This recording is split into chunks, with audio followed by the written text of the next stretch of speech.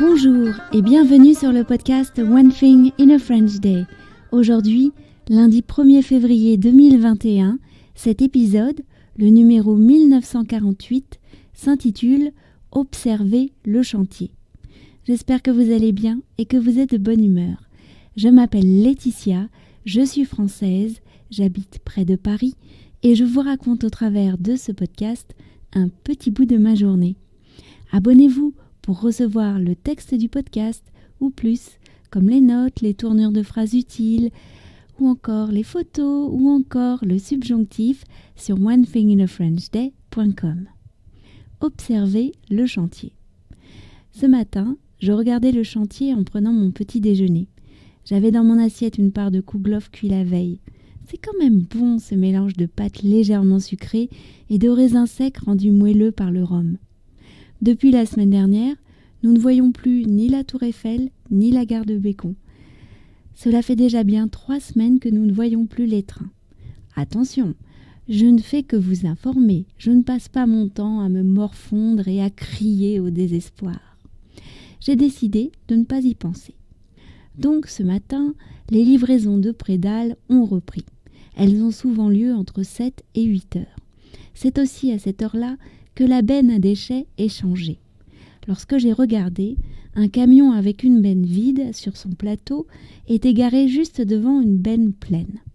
Le conducteur a actionné les vérins qui sont venus chercher la benne pleine. J'ai commencé à trouver cela curieux parce qu'il avait toujours la benne vide sur son plateau. Ensuite, le conducteur a remonté la benne pleine et l'a posée sur la benne vide. « Pourquoi fait-il ça ?» ai-je dit à voix haute.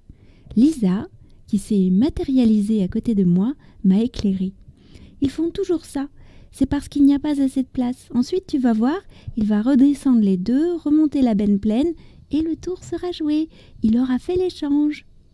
C'est effectivement ce qui s'est passé et le camion est reparti, laissant la benne vide derrière lui.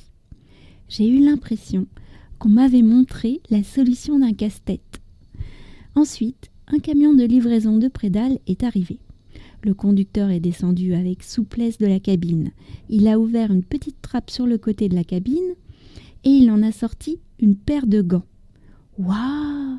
Il a un endroit pour ranger ses affaires, c'est bien pensé. Un peu plus tard dans la matinée, alors que je prenais l'air sur le balcon, j'ai assisté à une scène qui m'a fait rire. Un des chantiers-man faisait de grands signes avec ses bras et il criait « Waouh! Waouh !» Il a ensuite pris son casque dans une main pour être plus visible. J'ai compris qu'il essayait d'attirer l'attention de la grue. Peine perdue. La grue ne le voyait pas. La grue, c'est tout un univers aussi. J'ai bien envie d'étudier ça de plus près.